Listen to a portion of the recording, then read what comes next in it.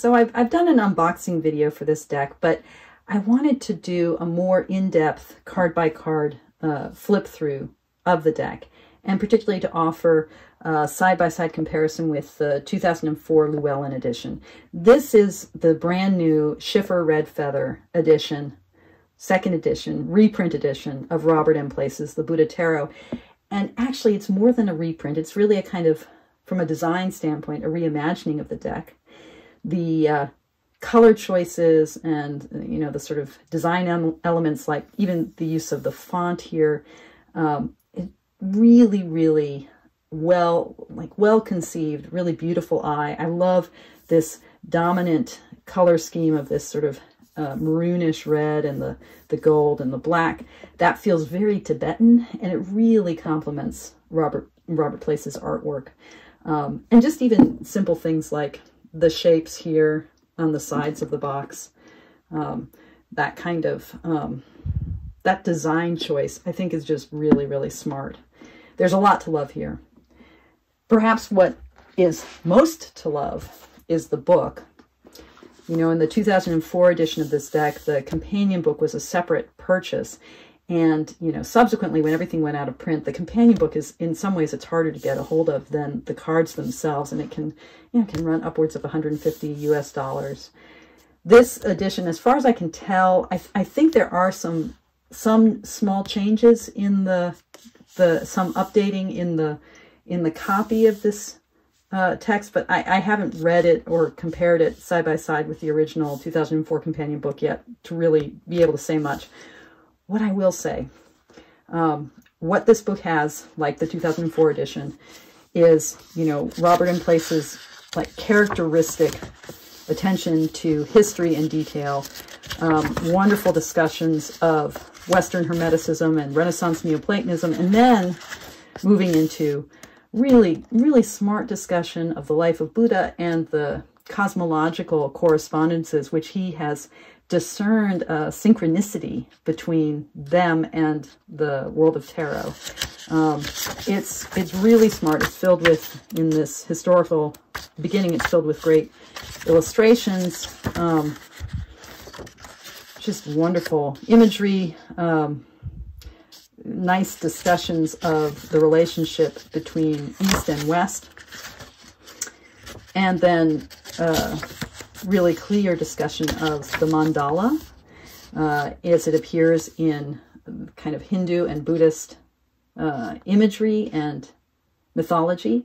And like all of Robert Place's work, this handbook, this guidebook, illustrates his really beautiful melding of keen understanding of Jungian psychology and of art history, you know, and here as well, comparative religious history. It's really good. It's really smart. And then it has color images of each of the cards. So even if you don't end up using the deck in such detail, the book itself is a kind of standalone resource where you can go through the archetypes, learn a lot about tarot and a fair amount about Buddhism, at least about a certain vision of Tibetan Buddhism. It's really smart. It's really good. And it's beautiful. The other thing I just want to say about this edition of the book, it's not glossy paper. And I really like that because, to my mind, this is a book that really bears, really is worth working with. And working with, for me, always means writing on. So this is paper that will stand up to a pen or pencil really nicely. And because it's in print, you can write all over it, which I've never been able to do or bring myself to do with the original companion book, because I got it aftermarket, after it was out of print, and I was never going to sully its pages. You know, when you get into the minor arcana, and I'll just say this, you know, he makes a really interesting and compelling case for his choices of element and what the element, how it corresponds to traditional kind of Italian and then Waite-Smith suit elements. So the jewels correspond to the pentacles, the lotuses correspond to the wands, to fire. The the double Vajras correspond to water or to the cups, and the single Vajras correspond to the swords. And then each of the cards, you know, it's pips. They're pippish, right? But the illustration underneath the display of the pips calls forth the Buddhist archetype or concept that he's relating to what is kind of a streamlined version of the Waite-Smith or sort of Golden Dawn-ish meaning for the card. So here we've got the Ten of Vajras. A 10-headed demon curses a man. Demons of this nature bring illness and misfortune. In Tibetan medicine, diseases are commonly attributed to demons that arise from the environment. As some of these environmental demons are associated with certain occupations in the workplace and others are unseen forces of nature, we might think of them as pollutants and allergens. However, the Tibetan doctor is able to cure their effects through ritual. This card represents misfortune that has come to us apparently through no fault of our own. Buddha's teaching is the ultimate cure. When we have attained wisdom and clarity of mind, all demons depart, because all demons are born of our hopes and fears. Everything in the world is intimately connected to our minds. So the kind of misfortune or desolation of the Ten of Swords, which is also tied to the contamination of the mind, the way in which the mind becomes its own enemy, is here illustrated with this imagery of a demon besetting an individual. So we've got this kind of keying into a notion from Tibetan medicine, a reminder of the way in which Buddhism sees the movement of ritual and of meditation as purification, and then connecting that up with the turning of the wheel in the tarot. You know, what does it mean to be Ten of Swords? It means to have reached a point where our mind has turned against itself enough that perhaps the true medicine will arise. So the Ten of Vajras. And, you know, they're also, the illustrations are also just really dang cute and pretty. But as you can see, it's, you know, it's a deck that will invite us to go back to the guidebook again and again, or a guidebook that will invite us to just flip through the pages for insight. Okay, enough of all that. Let's look at the cards. Schiffer calls these cards art cards. And I think that's a reference to the ways in which these are much more like postcards for contemplation than they are like really cards that are really designed for vigorous shuffling. They're beautiful and matte, and the colors are really brilliant and true. But they're not the kind of cardstock that we're going to really enjoy shuffling. They're flexible, but they don't quite have the same core, I think. I mean, I'm never good at figuring this stuff out, but like what makes cardstock flexible, and I think it has to do with core. But, you know, they're beautiful.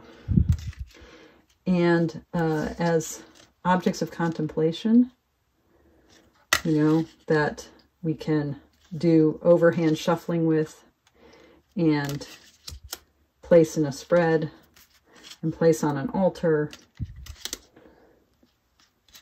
These cards are amazing. You'll see that the colors are quite, they're almost identical with the Llewellyn edition. Maybe slightly more muted. And yet the black borders really make for real vigor. Ah, there's a difference. So that's a decidedly different background. But I think by and large, the differences are with the coloration are pretty subtle, and the new edition tends to be slightly more muted.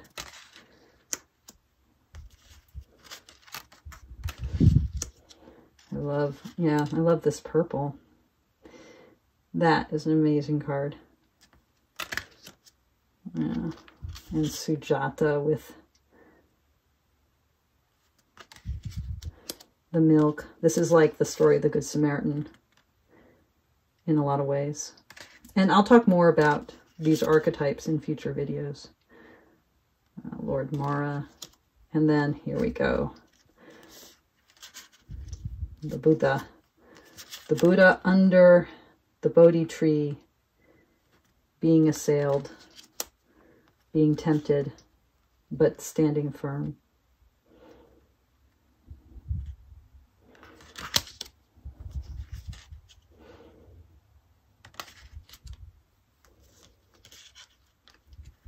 And this sort of complete union, this tantric vision of the Buddha and Shakti.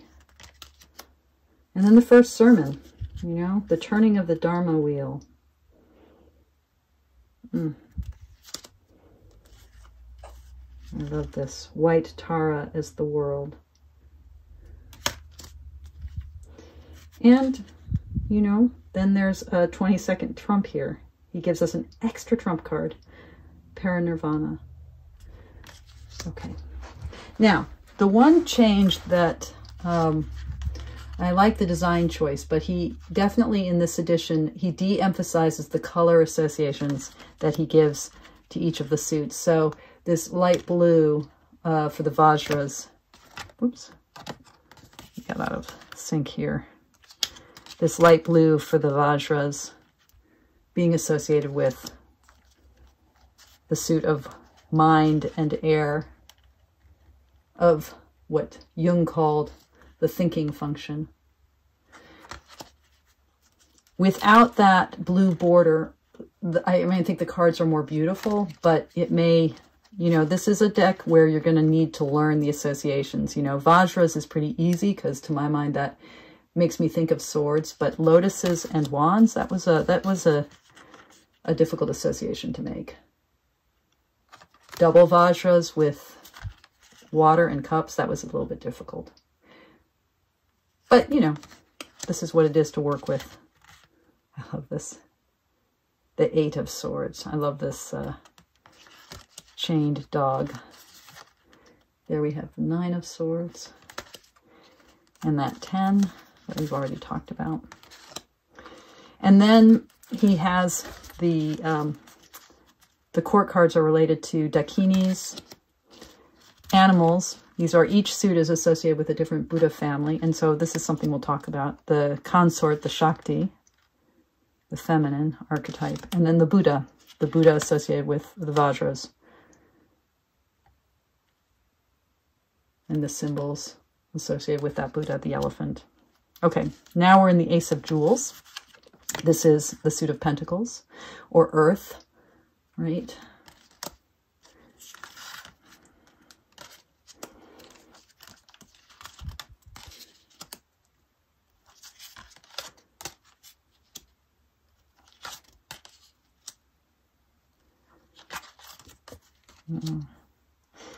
The stupa. I love this. I love these images of the stupa with the Buddha inside. That sort of sense of expectation in pregnancy. Wow. And you can see, you know, some of the images that he's chosen, some of the cosmological correspondences are very direct and easy to see. The sort of link between the 8 of Jewels and the 8 of Pentacles, that sense of craftsmanship and tempering and artistry, and the sort of commitment to work. 9 of Jewels and the 10. And then we have the Dakini, which is like the page, the animal. Here is the horse. The Shakti of Jewels that's associated with the Queen. And then the Buddha, right? Ratnasambhava. I'll try that again. Ratnasambhava, the Buddha of Jewels. So, you know, there are 5 Buddha families in the kind of cosmology that place is working with. And 4 of them are associated with the 4 suits. The 5th Buddha, the Buddha Vairocana, is sort of the Buddha of them all, and a sense of the major arcana as being, you know, it's a story of enlightenment per se, right? It's so there's a really neat correspondence that he's working with. I love this image of the fish.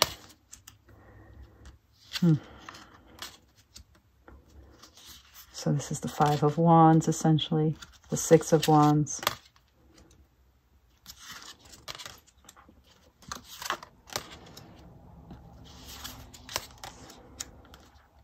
And the Ten of Wands with that Dharma wheel, bikini,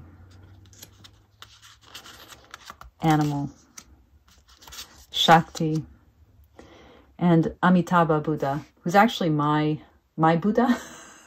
he's the Buddha of faith. The wands and the lotuses are associated for place. He associates them, and I do too, with the Jungian function of feeling, which is our responsiveness to the world. Yeah, and I like that Amitabha is the Buddha associated with this realm. Okay, double Vajras. This is the suit of water, right? The cups. And again, you can see how the coloring gives us a cue, but actually the coloring is a little bit confusing because in the original deck you have green associated with the cups, but the double Vajras are the suit of water. So it's not obvious, even in that version. Whoops.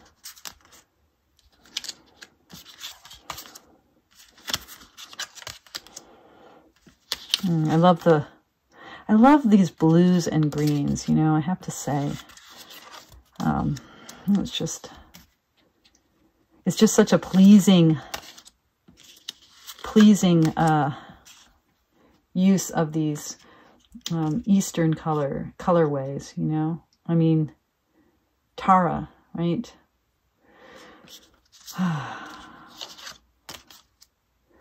And Amoghasiddhi. Sorry, Amoghasiddhi. Yeah, my Sanskrit isn't what it used to be. Ha ha. Okay, there we have it.